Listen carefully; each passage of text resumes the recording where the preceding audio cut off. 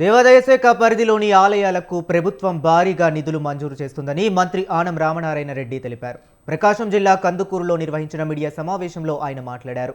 దేవాలయాల్లో దీప నైవేద్యాల కోసం నెల 10,000 రూపాయలు ఆయా ఆలయాల ఖాతాలకు జమ చేస్తున్నామని చెప్పారు. ఈ సందర్భంగా గత పాలకులపై మంత్రి ఆనం తీవ్ర విమర్శలు చేశారు.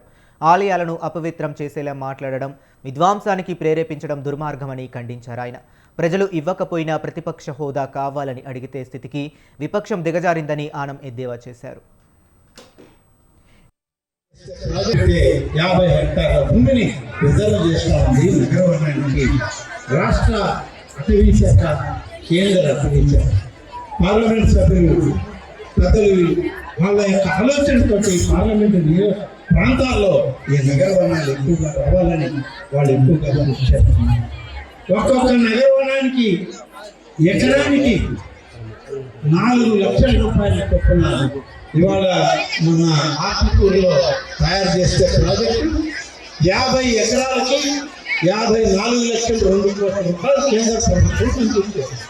అలాగే ఈ ప్రాంతాల్లో ఇవాళ 2 ఎకరాల్లో మనం ఇంత ప్రాణవాయువుని మనం కొనుక్కుని ఎక్కడో గ్యాస్ సిలిండర్లో, లేకుంటే ఆక్సిజన్ సిలిండర్లతోనో, లేకుంటే మొన్న కరోనా వచ్చినప్పుడు అనేక ప్రాంతాల్లో ఆక్సిజన్ దొరక్క ఎంతో మంది కోల్పోయారు. మన కుటుంబే 50 హెక్టార్ల భూమిని రిజర్వ్ చేస్తామని నగరవనానికి రాష్ట్ర అటవీ శాఖ, కేంద్ర అటవీ శాఖ, పార్లమెంట్ సభ్యులు పెద్దలు వాళ్ళ యొక్క ఆలోచనతోటి